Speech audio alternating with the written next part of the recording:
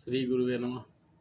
बहुत से लोग कहते हैं इस दुनिया में कि हमको पूजा पाठ और भगवान में मन नहीं लगता है। ये बात सही है। हमारे संत इसका रहस्य जानते हैं कि कहा भी गया है कि पूर्व जन्म के पाप थे हरि चर्चा न सुहाए। वो मनुष्य निश्चित रूप से पूर्व जन्मों में अभ्यास नहीं किया है भगवान की भक्ति का, और साथ साथ उसने बहुत पाप किए हैं पूर्व जन्मों में। इस कारण से उसे भगवान की चर्चा में मन नहीं लगता है, भगवान की भक्ति में मन नहीं लगता है।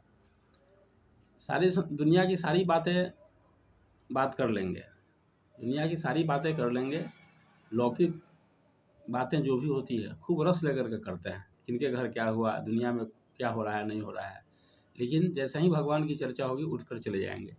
इसका सीधा सीधा लक्षण कारण यही है कि वह पूर्व जन्म से उनका कोई अभ्यास नहीं है और पूर्व जन्म का जो पाप है उसको भक्ति में रोकता है, भक्ति मार्ग में आगे बढ़ने से रोकता है।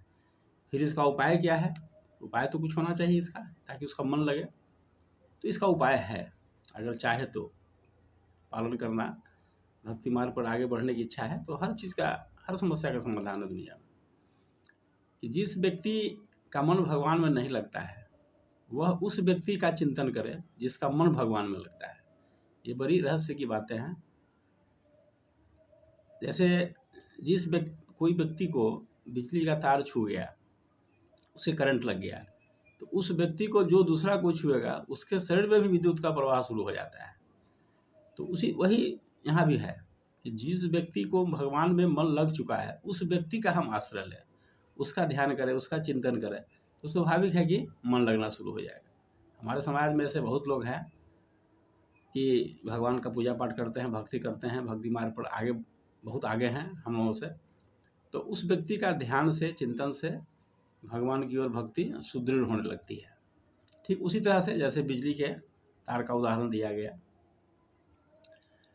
तो इस तरह से कहा जाता है कि श्रेष्ठ पुरुषों के दर्शन से, चिंतन से, या उनके शरीर से आती हुई, स्पर्श करके आती हुई वायु का भी अगर स्पर्श हो जाए तभी मनुष्य का कल्याण हो जाता है। सोचिए कितना महत्व है संत का।